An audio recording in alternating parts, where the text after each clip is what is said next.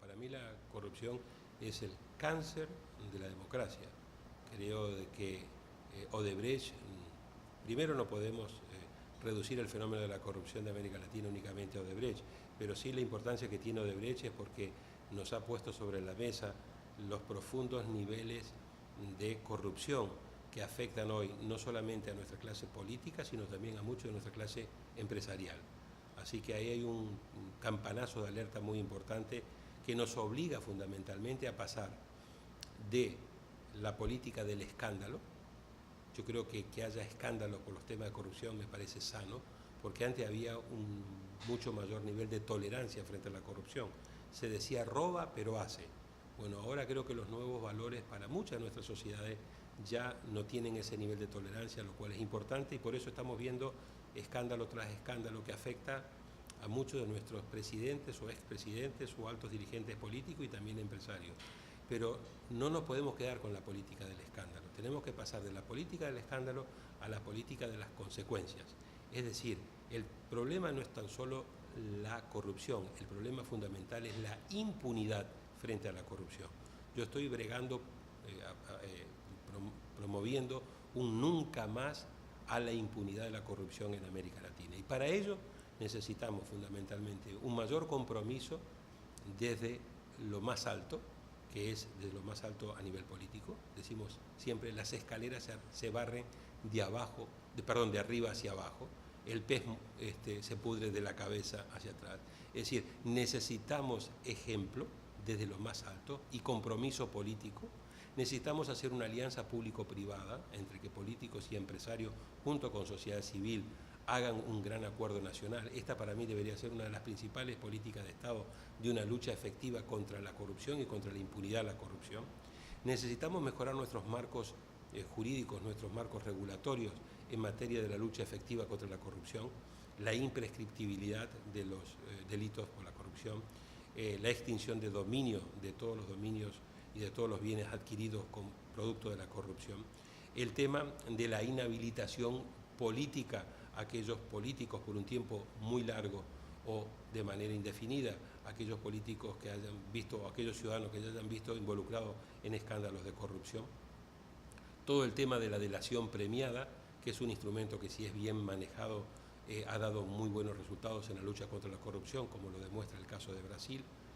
Necesitamos al mismo tiempo todo lo que tiene que ver con el fortalecimiento de los órganos de control, con el fortalecimiento y la modernización de la justicia. La justicia es el tema central para evitar la impunidad, pero también necesitamos tener una estrategia preventiva y educativa. Mucho del tema de la corrupción tiene que ver con un tema también de educación. Una de las experiencias más exitosas que ha habido en materia de la lucha contra la corrupción es la de la institución contra la corrupción en Hong Kong. Y ellos tienen un enfoque de tres patas. Por un lado tienen todo lo que tiene que ver con los marcos regulatorios y los órganos de control. Por el otro lado tienen que ver con el tema de la justicia, pero también tienen una tercera dimensión que tiene que ver con lo preventivo y con lo educativo. Comienzan a formar a los chiquillos desde edad muy temprana, 4 o 5 años, en los primeros niveles del colegio, para no solamente educarlos con el tema del respeto al medio ambiente, sino también de educarlos con el tema del repudio a la corrupción. Y de esa manera, teniendo una ciudadanía más formada en valores anticorrupción, más exigente de sus sistemas, de sus dirigentes políticos y de sus élites empresariales, es como podemos avanzar. Pero es un tema que tenemos que avanzar de manera conjunta y de manera urgente, porque está generando no solamente un gran daño económico, un gran daño al desarrollo humano, pero también está generando un gran nivel de daño a la política y a la democracia, generando no solamente un malestar, sino un gran nivel de desafección con la política y de apatía, sobre todo en los jóvenes.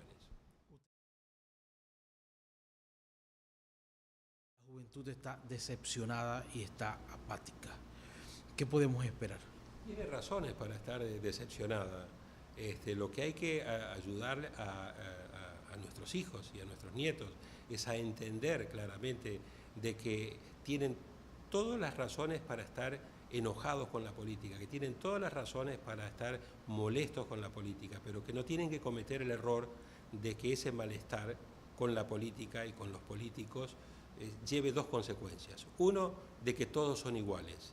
Eso hay que erradicarlo. No todos son iguales y hay que ir buscando cuáles son los políticos, cuáles son los dirigentes políticos, los dirigentes empresariales que sí quieren hacer bien las cosas, que sí los hay. Por el otro lado, el fenómeno que hay que evitar es el de la apatía, pero de una apatía en doble sentido. Los jóvenes tienen que entender que la mejor manera como van a cambiar las cosas es con más democracia, no con menos democracia. Y por lo tanto tienen que salir a votar. ¿Votar para qué? Para elegir a los dirigentes que realmente los representen. Pero hay algo más importante. No tienen que quedarse únicamente limitados a un activismo para salir a votar. Ellos también tienen que interesarse en la política, ellos también tienen que participar en la política, ellos también tienen que ser parte de la dirigencia política y de la nueva dirigencia empresarial de un Panamá que le diga basta a la corrupción, basta a la impunidad, me interesa la política, porque la política es el mejor instrumento de transformación social. Porque las redes sociales tienen un aspecto muy positivo, contribuyen, fortalecen el diálogo, fortalecen el intercambio de ideas, acercan a la gente, acercan a los políticos a sus comunidades, acercan a las comunidades, establecen un diálogo de doble vía. Es decir, hay muchas cuestiones muy importantes de las redes sociales que tenemos que proteger e impulsar porque bien utilizadas pueden mejorar la calidad de la democracia. El problema es cuando las redes sociales también se utilizan para cuestiones no tan nobles, como por ejemplo para campañas sucias, para las fake news, para noticias falsas.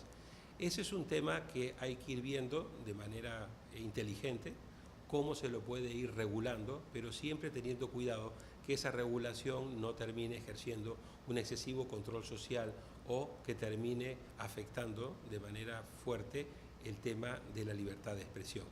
Pero es un tema que llegó para quedarse, es un tema el cual va a estar muy presente en la campaña de Panamá en el 2019, está presente y ha estado presente en las últimas campañas a nivel mundial y en la región, así que es uno de los temas. El impacto de la tecnología en general y el impacto de las redes sociales en lo particular, en las campañas electorales y en la política son de los nuevos temas y de los nuevos desafíos que la democracia debe enfrentar.